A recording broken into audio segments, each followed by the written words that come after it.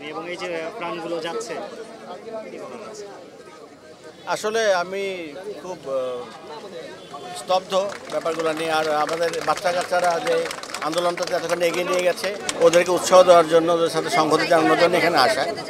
আমাদের সন্তানদের জন্য ওরা আজকে দেখিয়ে দিল আন্দোলন কাকে বলে। সত্যি কথা, এখানে আমার মেয়েও থাকতে পারতো। আজকে যে অ্যাক্সিডেন্ট হলো, অনেক বড় বড় ঘটনা ঘটতে পারতো। আজকে যারা আহত হয়েছে, যারা নিহত হয়েছে, সবার জন্য সমবেদনা জানাচ্ছি।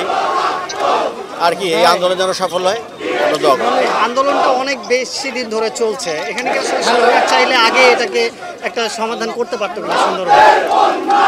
কি মনে করেন আপনি? এই ব্যাপার সরকারের ব্যাপারে আমি কথা বলতে চাই না আসলে। অনেক ক্ষেত্রে সরকারের সাথে আমরা ছাত্রদের সাথে একাত্মতা ঘোষণা করলে তাদেরকে জামাত শিবির ট্যাগ দেওয়া হচ্ছে বা বিরোধী দলের ট্যাগ দেওয়া হচ্ছে। তো আপনারা কি জামাত শিবিরের আমরা কোনো দলের না, আমরা শুধু শিল্পীরা। আমরা কোনো দলেরই, আমি ব্যক্তিগতভাবে কোনো দলের মধ্যে নেই। আমি এসেছি ছাত্রছাত্রীদের সাথে সংহতি জানানোর জন্য, আর কোনো না। অনেকে এই একাত্মতা ঘোষণা করলে আবার বিভিন্ন ধরনের নাকি হয়রানির শিকার হচ্ছেন আমরা শুনছি, বা তাদেরকে বিভিন্ন ধরনের হুমকি দেওয়া হচ্ছে। এইগুলো নিয়ে আপনারা চিন্তিত কিনা? আসলে এখন সেই চিন্তার সময়টা আসলে পার হয়ে এসছে। এখন আমার মনে হয় এখন একটা হাই টাইম সবার একসাথে হওয়া উচিত। আমরা এই বাচ্চাগুলো যেন আরও সেফ থাকে, আর কোনো যেন লাশ না পড়ে, ওই প্রতিশ্রুতি আমরা সরকারের থেকে চাই। রাষ্ট্র থাকে ওই দায়িত্ব নেয় যেন বাচ্চাগুলো যেন সেফ থাকে। আমরা সেই বক্তব্যটা দিতে আজকে এখানে একসাথে হয়েছি। ছাত্রদের এখন কিন্তু দফা একটা, আপনারা কি সেই এক দফার সাথে সংহতি জানাচ্ছেন? আমাদের কোনো দফা নেই।